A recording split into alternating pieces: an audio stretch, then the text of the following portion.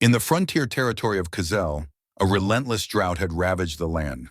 Wells had dried up, and the fields lay cracked and barren. Desperation gripped the people, forcing many to abandon their homes in search of survival. But to Margrave Kazel, this was an unforgivable crime.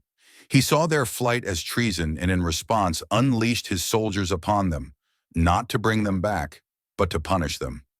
Young or old, man or woman, it mattered not. The soldiers slaughtered indiscriminately, and the once thriving town echoed with cries of anguish. At the forefront of this massacre stood the Margrave's son, a prodigious magician rumored to bear the blood of the divine king.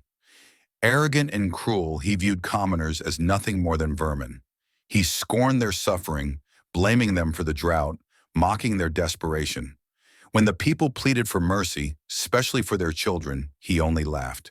Seeking his own perverse amusement, he devised a twisted game, hanging men and children, forcing their wives and parents to support their weight, knowing they would collapse from exhaustion. Their pain, their struggle, it was all entertainment to him. He watched with wicked glee, his laughter ringing through the night. But not everyone stood by in silence. Among the Margrave's ranks was a swordmaster, his instructor. Unable to bear the cruelty, he finally stepped forward. "This is unnecessary," he said, his voice steady yet heavy with disgust. "You shame the blood of the divine king." The young noble turned to him, smirking. "My dignity remains intact as long as no word of this leaves here." His words carried a clear threat. Anyone who spoke of this would die. He continued his mockery, reveling in the suffering before him. The swordmaster, bound by rank in the noble's bloodline, could not stop him. But before he turned away, he gave his final warning. "The truth will reveal itself one day." The young noble ignored him, picking up a whip. He lashed a woman who clung to her dying husband, her cries piercing the air. Yet despite the searing pain, she refused to let go. The noble sneered. "We should enjoy life, teacher. Don't you agree?" For 2 days the women endured, their bodies trembling, their wills unbroken. One by one they collapsed. Only one remained, Safiya. Her husband, barely clinging to life, pleaded with her to flee, but she only smiled softly. "Love, will the emperor's heralds come for help?" she whispered. From her pocket, she retrieved a coin and traced a triangle in the dirt, invoking an ancient summons. That night she finally collapsed, unconscious. The swordmaster, acting in secret, gave her water and food.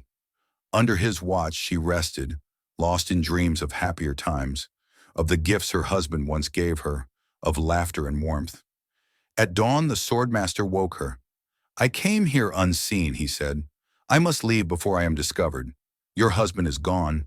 You should run." Safiya shook her head, refusing to believe. She clung to her husband as before, her voice barely a whisper. "Tell me your name, so that when the heralds arrive, I can ask them to spare you." The swordmaster scoffed. "Even if the heralds do come, they cannot defeat the soldiers, and certainly not the young master who carries the blood of the divine king." She met his gaze with unwavering faith.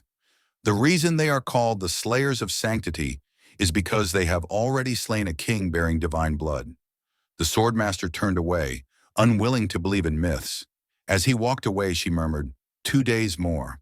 The second afternoon came, and at last Safiya fell to the ground, her eyes still open, waiting for salvation.